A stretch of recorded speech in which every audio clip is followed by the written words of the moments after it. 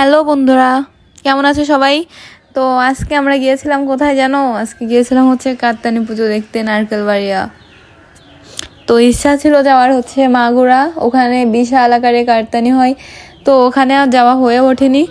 তো এই জন্য মনটা খারাপ হয়েছিল, তাই হঠাৎ করেই প্ল্যান করলাম যে মাগুরা যাইতে পারলাম না, তা কি হয়েছে, কাছাকাছি কোথাও একটা ঘুরতে যাই। তো পাশেই হচ্ছে নারকেলবাড়িয়া ছিল, ওখানে কাত্তানি পুজো হয়। তো বেশি আয়োজন না, ছোটোখাটো কোনো রকম আয়োজন করা হয়েছিল।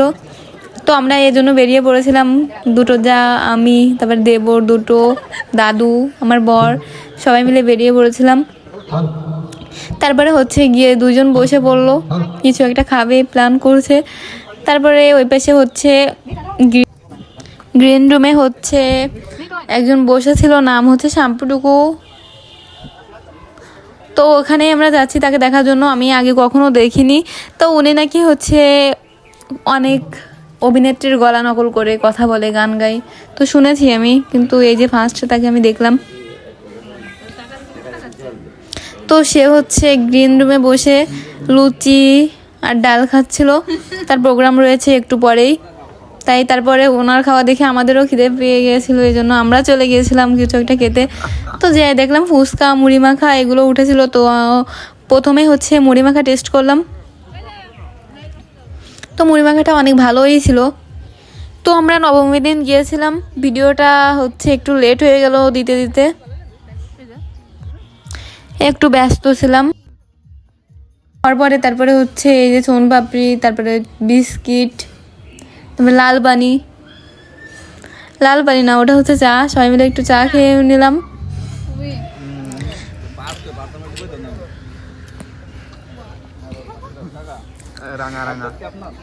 চা খেয়েও হয়নি, তারপরে ভাবছিলাম আর কি খাওয়া যায়, খাওয়া যায়। পাশে ছিল বেল, তো বেল দেখে তো আমাদের খুবই লোভ হচ্ছিল, কিন্তু বেলটা ছিল হচ্ছে কাঁচা।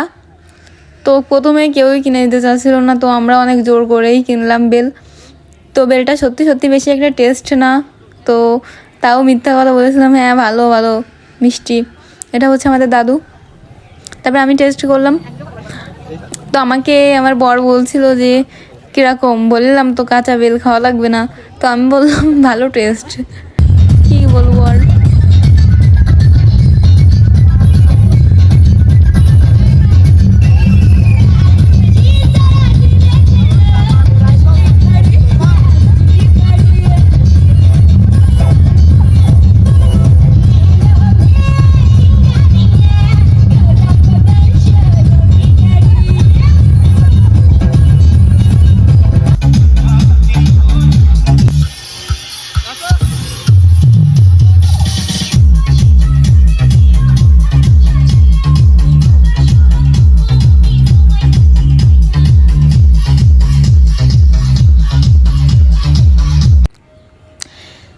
নাচানাচি করে তারপরে চলে গেলাম হচ্ছে ফুচকা খেতে। ফুচকা, তারপরে বেগুনি, তারপরে হচ্ছে পেঁয়াজি, সবই খেলাম, কারণ প্রচণ্ড খিদে লেগে গিয়েছিলো।